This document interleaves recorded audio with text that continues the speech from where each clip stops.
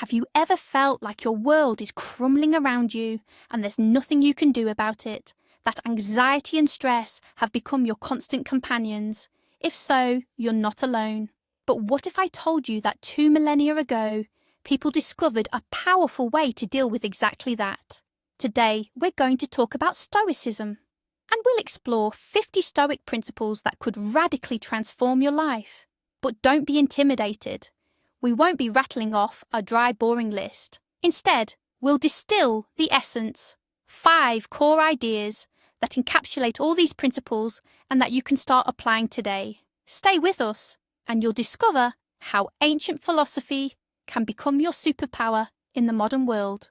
To begin, let's take a quick journey back in time. Stoicism originated in ancient Greece and later flourished in the Roman Empire. And what's truly fascinating is that its followers came from all walks of life. There was Emperor Marcus Aurelius, one of the most powerful men of his era, Seneca, a wealthy playwright and imperial advisor, and Epictetus, who began his life as a slave, an emperor, an advisor, and a slave. All of them found the key to inner strength and tranquility in the very same philosophy. How was this possible? Let's delve in. So let's start with the very foundation, the idea that underpins all of Stoicism. If you grasp just this one concept, your life will already become significantly calmer. This is what's called the Dichotomy of Control. It might sound a bit academic, but in practice, it's ridiculously simple. The Stoics advise dividing everything that happens in your life into 2 baskets. In the first, place everything you can fully control. In the second, put everything else. Everything you simply cannot influence at all. So, what's in that first basket? Actually, not all that much.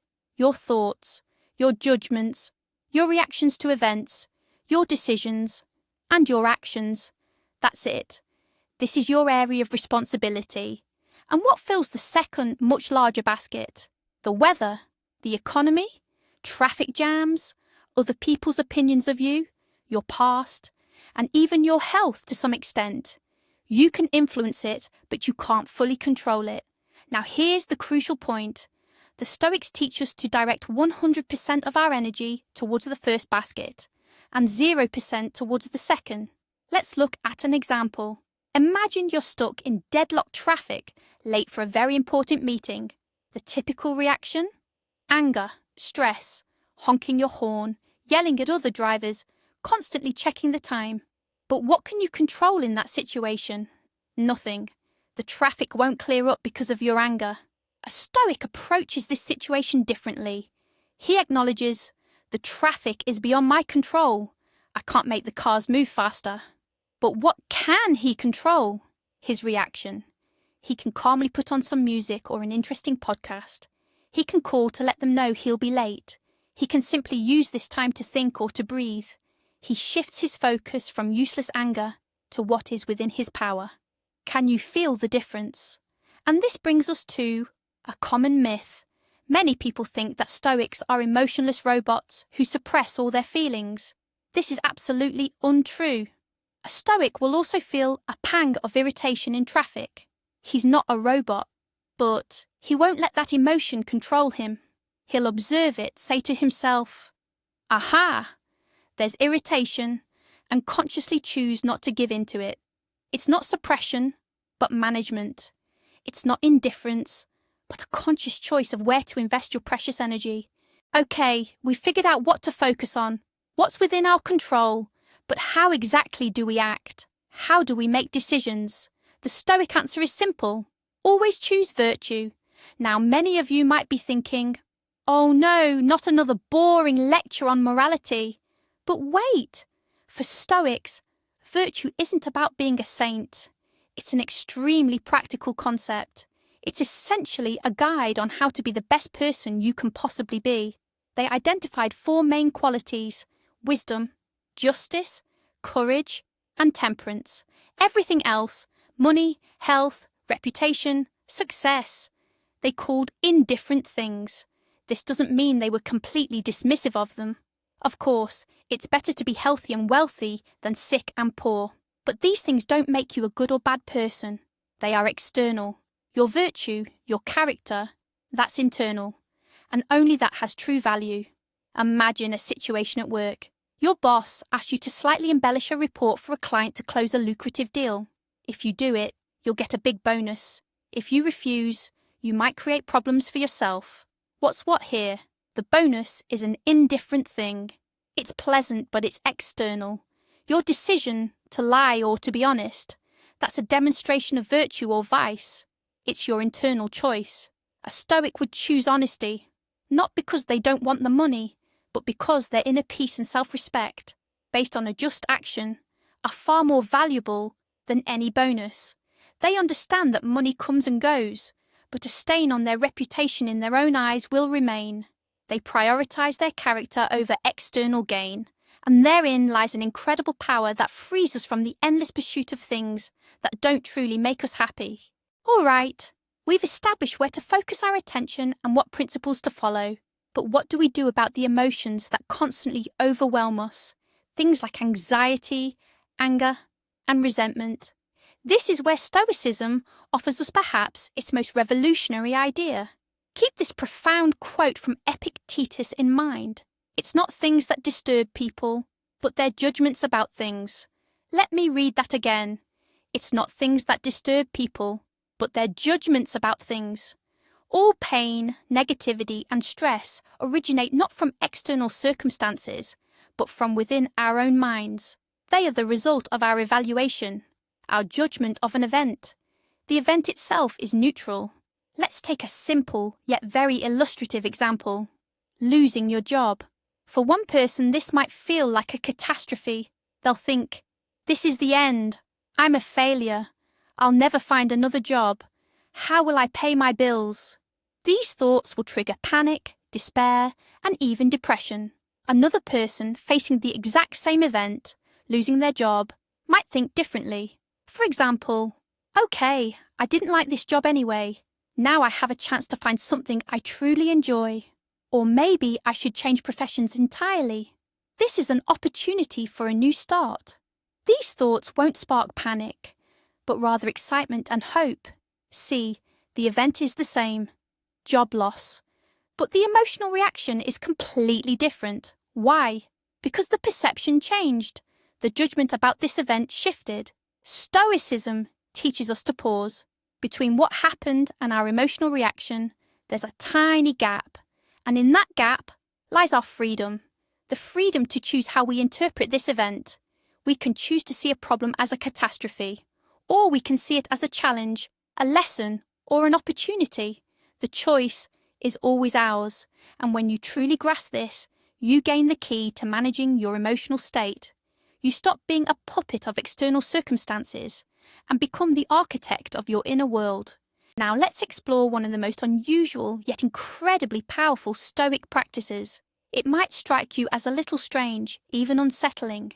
It's known as premeditatio malorum, or, to put it simply, negative visualization. So, what exactly is it? It's a mental exercise where you intentionally and vividly picture something bad that has already occurred. It's not merely what if, but rather imagine it has already happened. For instance, you might visualize losing your job, breaking up with a loved one, your home being burglarized, or getting seriously ill. Sounds like a recipe for depression, doesn't it?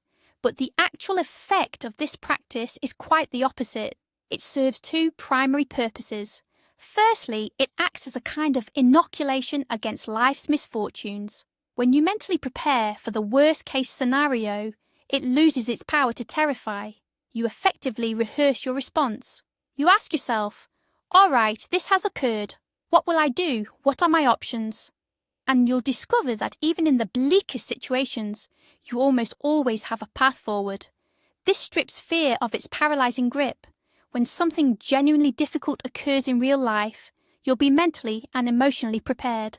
Secondly, and arguably most importantly, negative visualization is an immensely powerful tool for cultivating gratitude.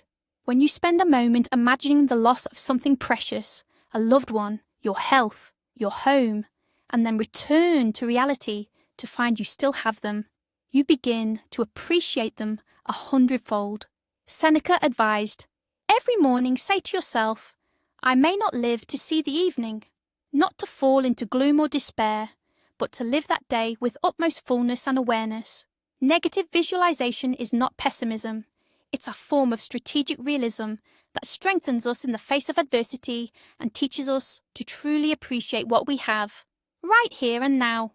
And now we come to the two final principles, often considered the pinnacle of Stoic wisdom. They might sound a bit grim at first, but in reality they offer an incredible sense of freedom and purpose. These are the famous memento mori and amor fati. Let's begin with memento mori.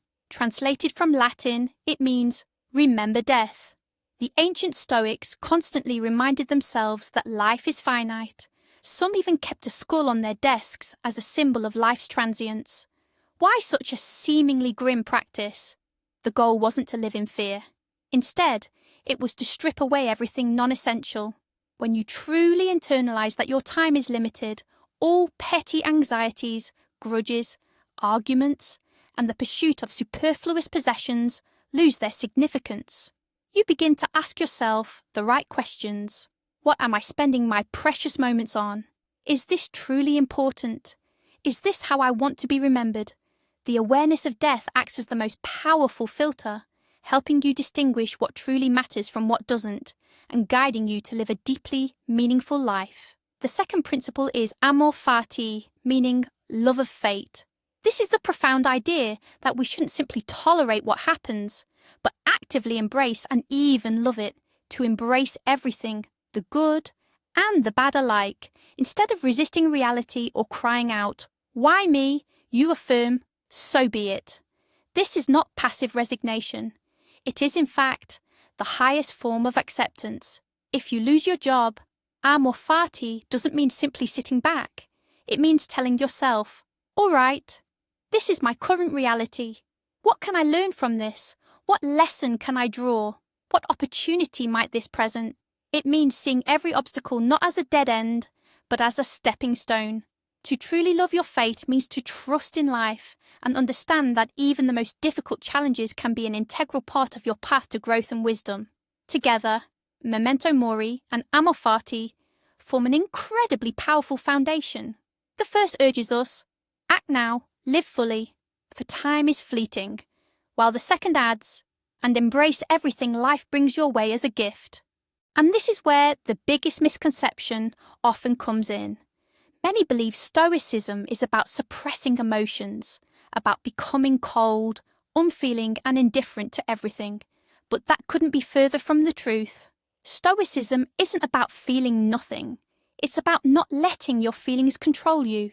It's a practical operating system for your mind in the 21st century. Perhaps the most striking aspect of Stoicism is how its core principles resonated across all social strata.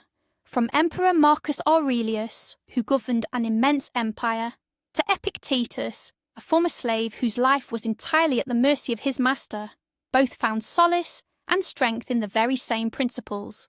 This demonstrates that true happiness isn't dictated by external circumstances, but by our internal mindset. Stoicism doesn't teach us how to avoid life's storms, but rather how to build a sturdy vessel within ourselves, allowing us to remain calm even in the eye of the tempest. Thank you for watching this video all the way through. If you found these ancient yet incredibly relevant ideas helpful, please give this video a like and subscribe to the channel so you don't miss out on future content. And now, a question for you. Which Stoic principle do you find most useful in your life right now? Or perhaps you have your own method for staying calm in difficult situations? Share your thoughts in the comments below. I'm really curious to hear what you think.